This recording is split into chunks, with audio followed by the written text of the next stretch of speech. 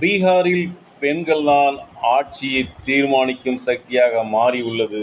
அங்கு ஏராளமான திட்டங்கள் இப்பொழுது நடைமுறைக்கு வந்துள்ளதால், மேலும் அங்கு ஆட்சி இரட்டை என்ஜின் என்று சொல்லப்படுகிற மத்திய அரசிலும் மாநில அரசிலும் ஒரே விதமான ஆட்சி தேசிய ஜனநாயக கூட்டணியில் நடைபெறுகிறது. நிதிஷ்குமார் மாநில முதல்வராகவும் பிரதமர் மோடியாகவும் அளவுக்கு அதிகமான நிதி ஒதுக்கீடு செய்கிறார்கள். பல லட்சம் கோடி வருமானம் வரும் தமிழகத்துக்கு 4000 கோடி என்றால் அங்கு 16,000 கோடி ஒதுக்கப்படுகிறது.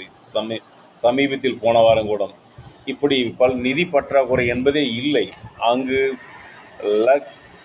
லக்பதி தீதி, ட்ரோன் தீதி என்ற போன்ற திட்டங்கள், மதுபானம் முற்றிலும் இல்லை.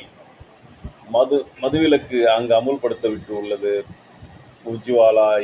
உஜ்வாலா திட்டம், எரிவாயு திட்டம், குடிநீர் திட்டம், வீட்டு வசதி திட்டம், ஓய்வூதிய திட்டம், பெண்கள் காய்கறி விற்பது, சிறு தொழில் செய்வது, பஞ்சாயத்தில் அவர்களுக்கு முக்கியமான பொறுப்புகள், உள்ளூர் குழுக்கள், வணிகத்துறை, சமூக சேவை, இப்படிப்பட்ட பல்வேறு விதமான அடங்கி கிடந்து உரிமை மறுக்கப்பட்ட பெண்கள் இன்று எழுச்சி பெற்று பாரதி கண்ட பெண்களாக பீகார் பெண்கள் இருக்கிறார்கள்.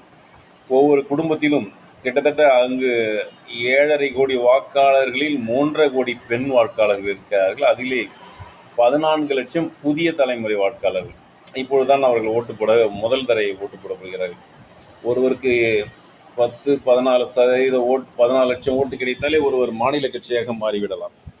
இவர்கள் 2-3 கட்சிகளுக்கு எதிர்கட்சி ஆளுங்கட்சிக்கு என்று ஒரு 1000-2000 ஓட்டுகள் தான் ஜெயிப்பார்கள். இந்த புதிய வாக்காளர்கள் 14 லட்சம் பெண்கள் நிதிஷ்குமாருக்குத்தான் வாய்ப்பளிக்கக்கூடும் என்று எதிர்பார்க்கப்படுகிறது. ஆனால் மீண்டும் அங்கு தேசிய ஜனநாயக கூட்டணி ஆட்சி மலரும், நிதிஷ்குமார் தலைமையிலான ஆட்சி என்று அங்கு வந்திருக்கின்ற செய்திகள் பாண்டிச்சேரி கிங்ஸ் கூறுகிறது.